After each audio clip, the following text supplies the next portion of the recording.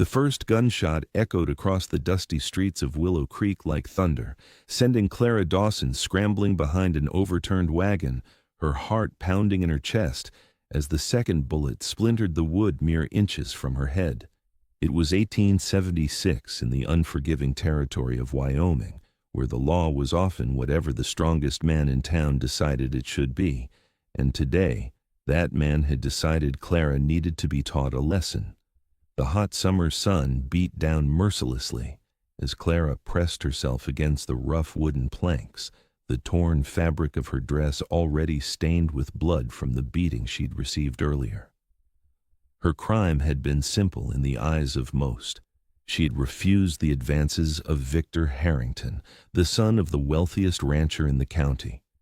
Her rejection had wounded his pride, and in Willow Creek, a wounded pride was often more dangerous than a loaded gun. "You can't hide forever, girl!" Victor's voice boomed across the street, followed by the sound of his boots crunching on the dusty ground. "No woman turns down a Harrington!" Clara's fingers dug into the dirt beneath her as she calculated her chances. The general store was just 20 yards away, but with her bruised ribs and swollen ankle, it might as well have been 20 miles. She closed her eyes, silently praying for a miracle that seemed unlikely to come in a town that had already decided her fate. The sudden thunder of hoofbeats made her eyes snap open. A cloud of dust rolled down the main street as a lone rider approached at a breakneck pace.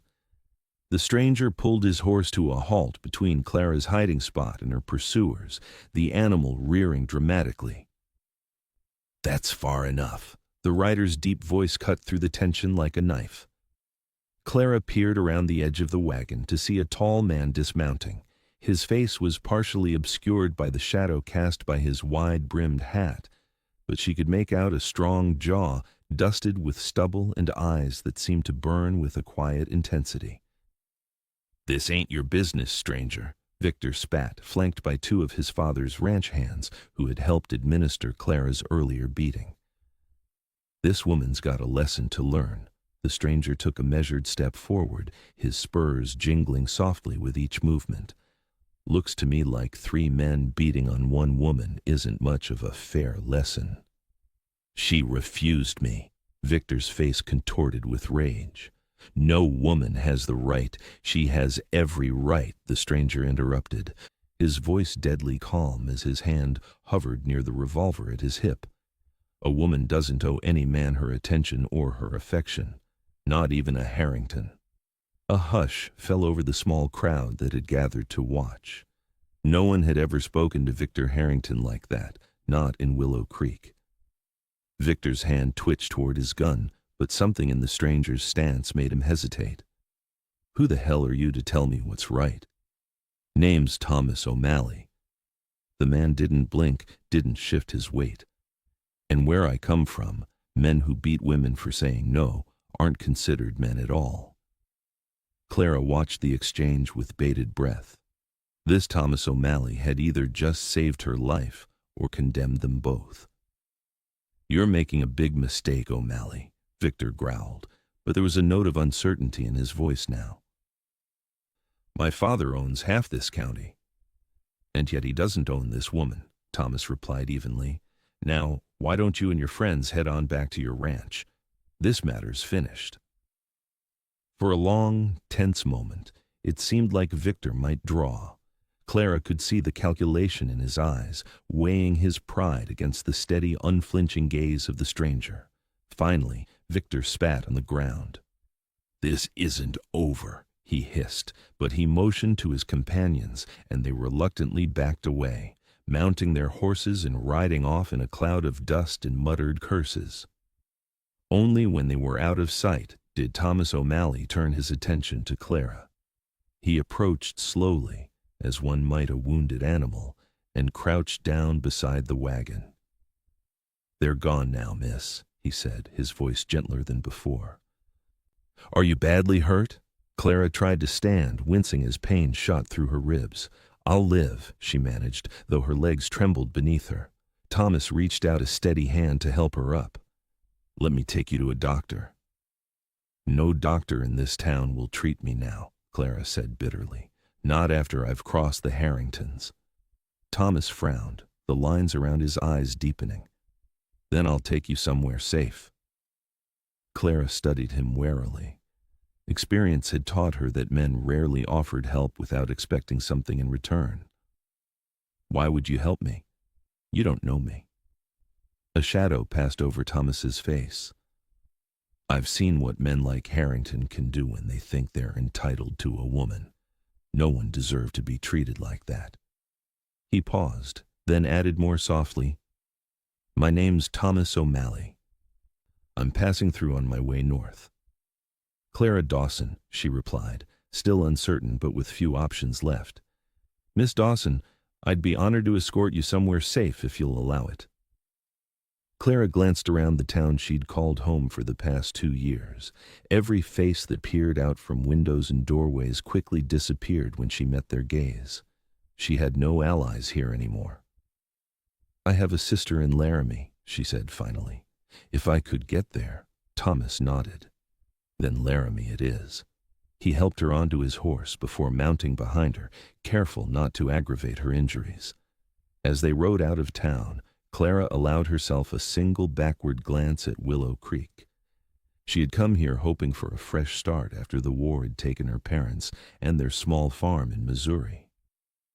Now she was leaving with nothing but the clothes on her back and the protection of a stranger whose motives she couldn't yet trust. The journey to Laramie would take several days, but Thomas insisted they stop early that first evening to allow Clara to rest. He made camp in a small clearing near a stream, building a fire and tending to it with practiced ease. You should eat something, he said, offering her a portion of the dried beef and hardtack he carried in his saddlebags. Clara accepted it gratefully, suddenly aware of how hungry she was. You're not from around here, are you? Thomas shook his head, pouring her a cup of coffee from the pot he'd set near the fire. I was born in Boston, came west after the war. You fought? Union cavalry, he confirmed. Afterward, I couldn't settle back into city life. Too many ghosts. He handed her the tin cup. What about you? How'd you end up in a place like Willow Creek? Clara sipped the strong coffee, welcoming its warmth. I was teaching at the schoolhouse. After my parents died, I needed work, and they needed a teacher. She sighed. It was fine until Victor decided he wanted me. When I refused his proposal, he made sure I lost my position, said no decent woman would turn down a man like him unless she was morally compromised. Thomas's jaw tightened, and the town believed him. Most did, or at least they pretended to. Clara stared into the flames. It's easier to believe the worst about someone than to stand against the Harringtons. That doesn't make it right. Clara looked up, studying Thomas's face in the firelight. His eyes were a deep green, she noticed now, and they held a kind of weathered compassion that spoke of his own hardships. No, she agreed softly. It doesn't. They fell into silence, the crackling of the fire and the distant calls of night birds the only sounds. Clara watched as Thomas tended to his horse, speaking to the animal in low, soothing tones. There was a gentleness to his movements that contrasted sharply with the capable way he had faced down Victor. You should get some rest, Thomas said eventually, returning to the fire. We've got a long ride ahead tomorrow. Clara nodded, though sleep seemed unlikely with her body aching and her mind racing. Thomas offered her his bedroll, insisting he was accustomed to sleeping rough, and eventually exhaustion overcame her discomfort. She awoke to the smell of coffee and bacon. Thomas was already up, moving about the camp with quiet efficiency. When he noticed her watching, he offered a small smile. Morning, he said. Hope you're hungry. Over breakfast, Thomas outlined their route to Laramie, explaining they'd need to stop in a small settlement called Pine Ridge to replenish their supplies. Clara listened attentively, impressed by his knowledge of the territory. You've traveled these parts before, she observed. Thomas nodded. I work as a scout sometimes for wagon trains or cattle drives. You learn the land pretty quick that way. And when you're not scouting? A faint smile touched his lips. I drift. Take odd jobs, keep moving. That sounds lonely, Clara said before she could stop herself. Something flickered in Thomas's eyes, a brief vulnerability quickly masked. I suppose it can be, he admitted. But it has its freedoms too. They broke camp soon after, continuing their journey across the rugged Wyoming landscape. Clara found herself growing more comfortable in Thomas's presence. Despite his reticence, there was something reassuring about him, a steadiness that made her feel safer than she had in months. As they rode, he pointed out landmarks and shared stories of his travels. He spoke of the Shoshone and Arapaho tribes he'd encountered, the vast cattle herds moving north to Montana, the gold miners heading west with dreams in their eyes. His voice, usually so measured, grew animated when he described the untamed beauty of the territories. By nightfall, Clara realized she was beginning to trust this quiet, thoughtful man who had appeared from nowhere to defend her honor. It was a dangerous feeling, perhaps, but one she couldn't quite suppress. They reached Pine Ridge by noon the following day. It was little more than a cluster of buildings around a dusty crossroads, but it boasted a general store and a small saloon that served food. "Wait here," Thomas said as they dismounted outside the store. "I'll get what we need." Clara shook her head. "I've been sitting all morning. I could use the chance to stretch my legs." Thomas looked uncertain, but nodded. "Stay close." The shopkeeper eyed Clara's bruised face suspiciously when they entered, but Thomas's presence seemed to forestall any comments. They were selecting supplies when the door swung open and 3 men entered, trail worn and dusty. Clara felt Thomas tense beside her before she recognized the newcomers. One of them was a ranch hand from the Harrington spread, a man called Jenkins, who had been among those who'd beaten her. "Well, look what we have here," Jenkins drawled, his hand moving to rest on his pistol. "The teacher and her knight in dusty leather." Thomas casually shifted his position, placing himself between Clara and the men. "We're just passing through," he said evenly. "No need for trouble," Jenkins sneered. "Victor's put out word about you two. $50 for the woman, alive. 100 for you, O'Malley. Dead or alive, he ain't particular." The shopkeeper quickly moved away from the counter, disappearing into the back room. Clara's heart hammered in her chest. She watched the 3 men spread out, blocking the exit. "You boys really want to do this?" Thomas asked quietly. 3 against 1 doesn't seem sporting." "Seems just fine to me," one of the other men replied with an ugly laugh. What happened next unfolded so quickly that Clara could hardly follow it. Thomas's hand moved in a blur, his revolver clearing its holster before the others could react. 2 shots rang out in rapid succession, and 2 of the men fell, one clutching his shoulder, the other his thigh. Jenkins managed to draw his weapon, but Thomas was already moving, closing the distance between them. He knocked the gun from Jenkins's hand with a powerful blow, then slammed him against the wall, his forearm pressed against the man's throat. "Tell Victor that the next time he sends men after Miss Dawson or me, I won't be so merciful," Thomas growled. "Understood?" Jenkins nodded frantically, his face reddening under the pressure on his windpipe. Thomas released him with a disgusted shove and turned to Clara. "We need to go, now." They gathered their supplies hastily, Thomas tossing money on the counter for the terrified shopkeeper. Outside, he helped Clara mount quickly before swinging up behind her.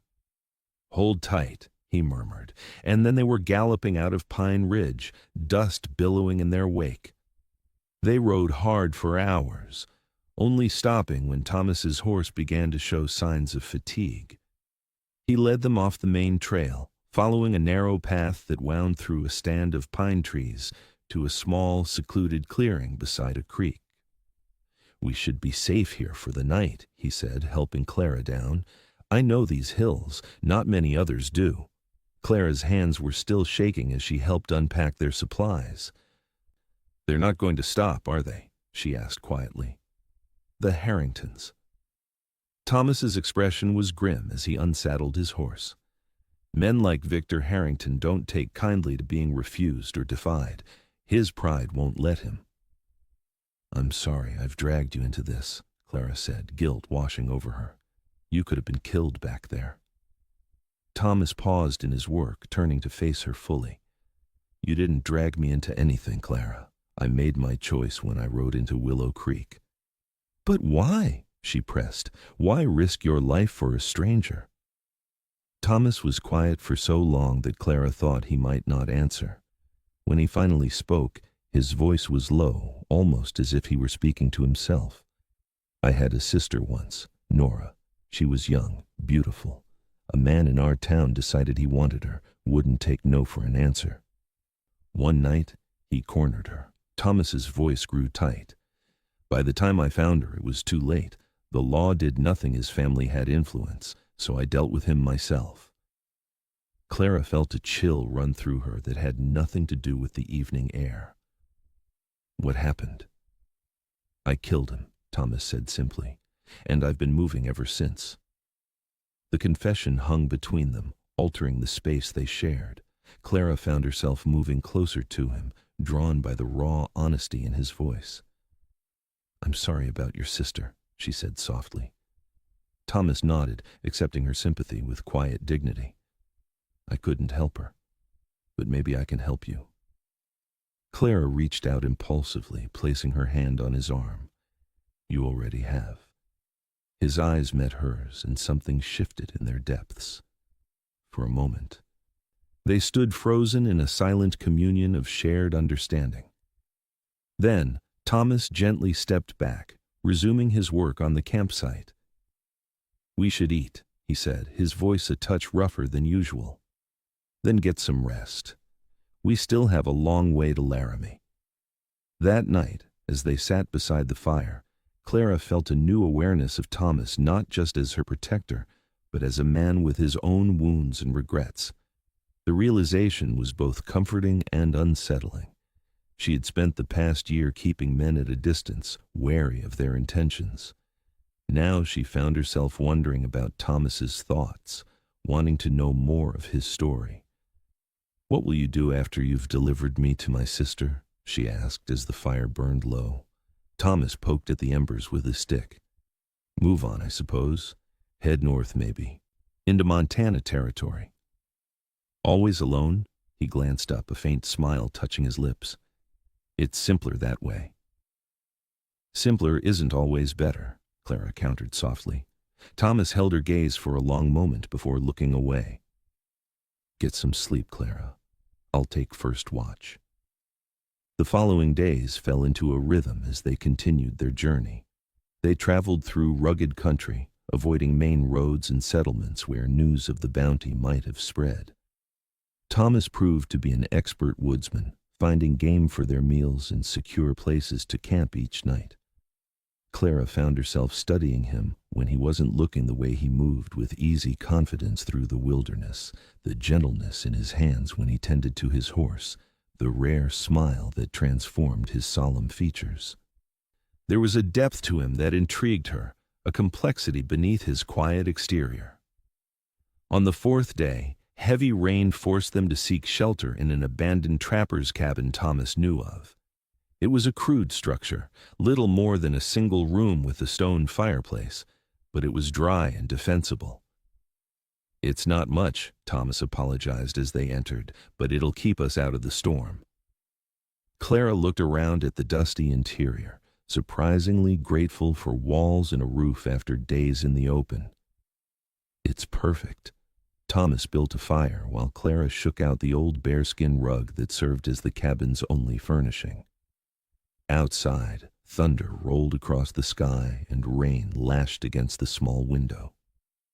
"We'll have to wait it out," Thomas said, setting coffee to boil. "The creek ahead will be too swollen to cross safely for a day or two." Clara nodded, secretly relieved at the prospect of rest. The hard riding had reopened some of her wounds, though she'd tried to hide her discomfort from Thomas. As if reading her thoughts, he turned to her with concern in his eyes. "How are your ribs?" "Better," she lied, then winced as a deep breath betrayed her. Thomas frowned. "Let me see." "It's nothing," Clara protested, but Thomas was already reaching for his saddlebag. "I have some liniment that might help," he said, producing a small tin. "If you'll allow me." Clara hesitated, then nodded. Propriety seemed a distant concern after days on the trail together. With surprising delicacy, Thomas helped her remove her outer jacket, leaving her in her cotton blouse.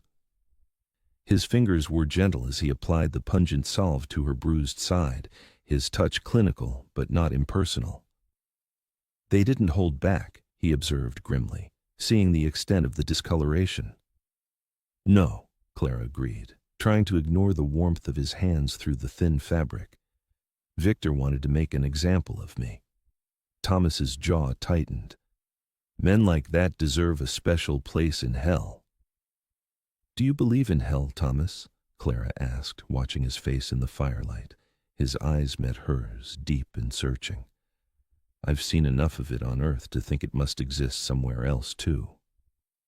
When he finished tending to her injuries, neither moved immediately. They remained close, the storm raging outside while something quieter, but no less powerful, stirred within the cabin. "Thank you," Clara said softly, aware of how near he was, of the scent of pine and leather that clung to him. Thomas nodded, his eyes lingering on her face. For a moment, Clara thought he might lean closer, might bridge the small distance between them. Instead, he pulled back, rising to his feet in a fluid motion. "You should rest," he said, his voice rough. "I'll keep watch." Clara wanted to tell him that wasn't necessary, that they were hidden away from danger, but something in his manner stopped her.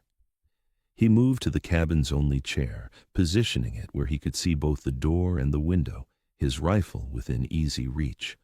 Lightning illuminated the small space in brief, harsh flashes as Clara settled onto the bare skin. Despite her exhaustion, sleep eluded her. She was acutely aware of Thomas's presence across the room, of the unspoken current that had passed between them. "Thomas?" she called softly after a while. "Yes?" "Will you tell me about your home before the war?" There was a pause, then the sound of the chair creaking as he shifted. "It was nothing special. A small house in Boston near the harbor. My father was a carpenter." "And your mother?" "She taught music, piano mostly." There was a smile in his voice now. "She tried to teach me, but I had no talent for it. Not like Nora." "What was she like? Your sister?" Thomas was quiet for so long that Clara thought he might not answer.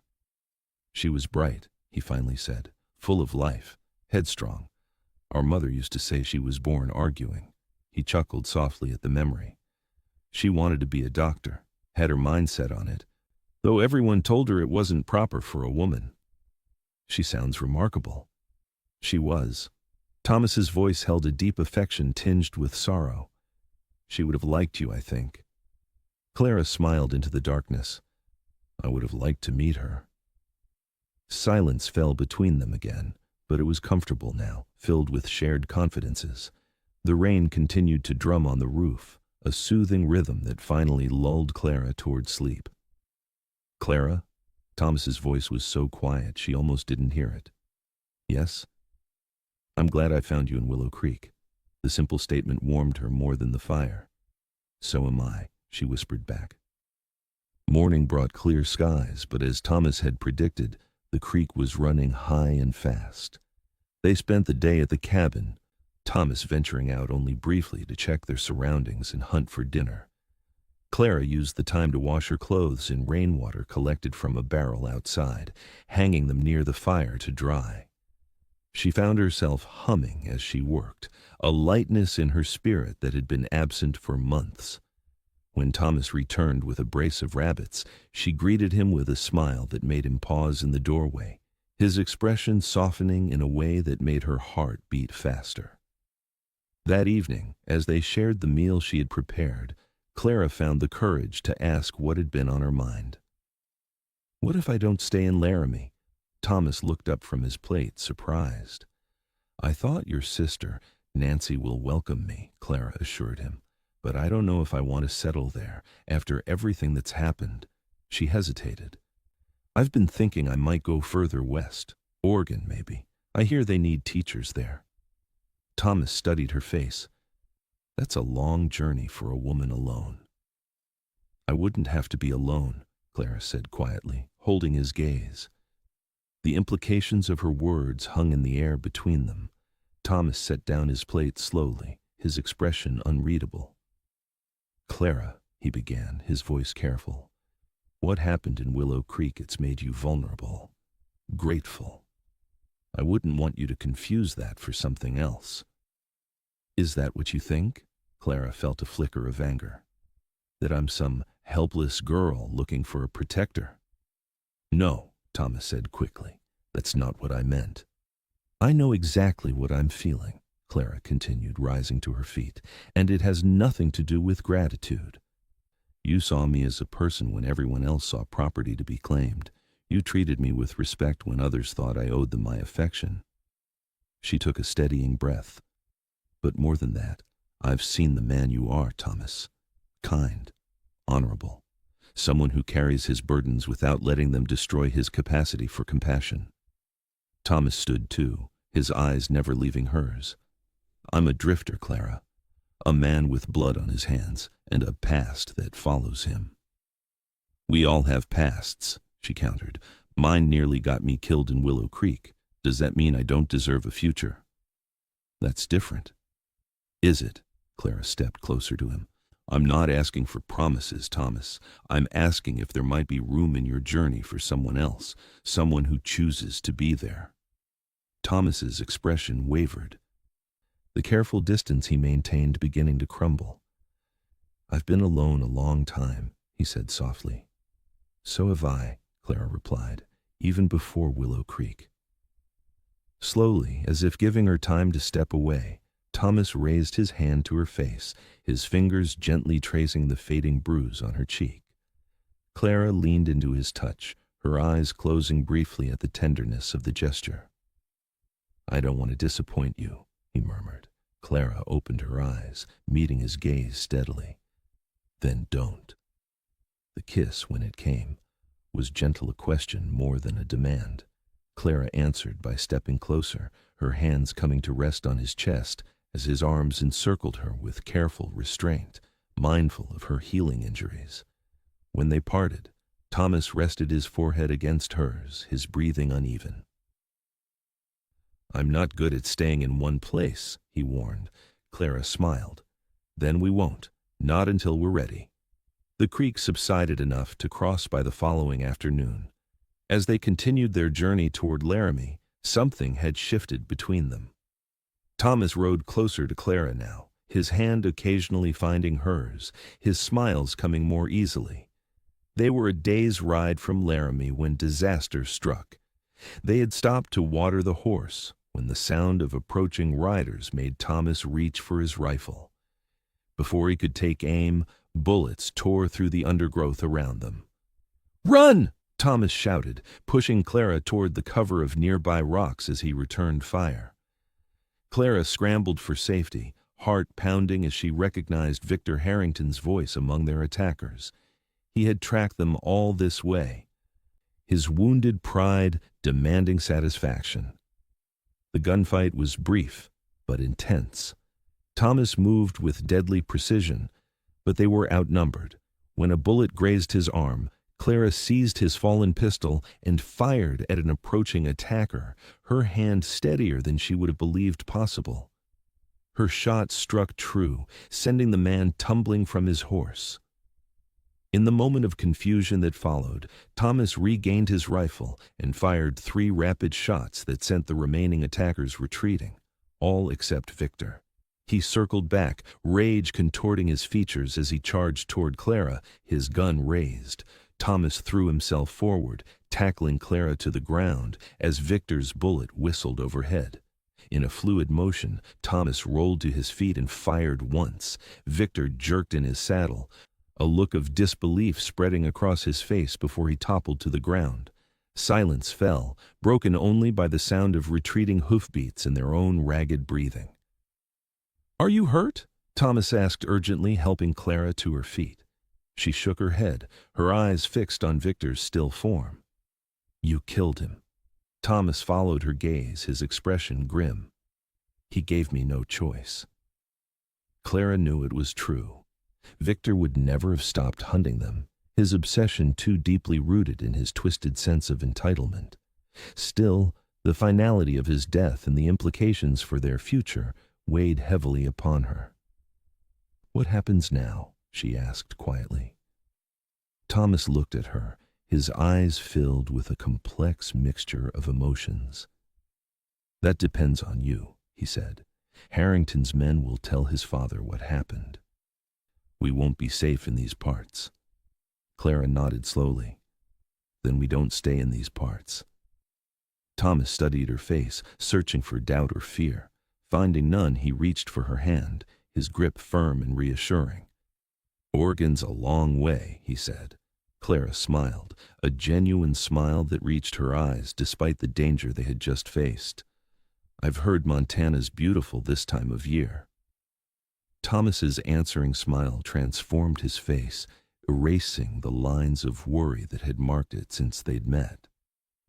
"I know some good trails through the mountains," he offered, "places few men have seen." "That sounds perfect," Clara said, meaning it with all her heart. They buried Victor quickly but properly before continuing their journey, now heading north rather than east. Clara knew they were leaving behind the possibility of sanctuary with her sister, but she felt no regret. She had found something rarer than safety in Thomas O'Malley. She had found understanding, respect, and the promise of a shared future. 2 months later, Clara stood on the porch of a small cabin nestled in a valley at the foot of the Montana Rockies. Thomas had built it with his own hands while they had wintered in a nearby mining town where Clara had found work teaching the miners' children. As she watched him approach from the stream, fishing rod in hand and a string of trout slung over his shoulder, Clara felt a contentment she had never known before.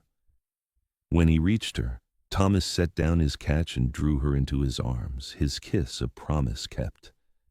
"Happy?" he asked, his eyes crinkling at the corners in the way she had come to love. Clara rested her head against his chest, listening to the steady beat of his heart. "More than I ever thought possible." Thomas's arms tightened around her. "I never thought I'd find a home again," he admitted quietly. "Not after everything." "Home isn't always a place," Clara replied, looking up at him. "Sometimes it's a person." As the sun set behind the mountains, casting long shadows across their small piece of the frontier, Clara knew that the path that had brought them here through violence and pain, courage and compassion, had led exactly where they both belonged, not in any particular place, but with each other, writing their own rules in a land where freedom could still be claimed by those brave enough to reach for it.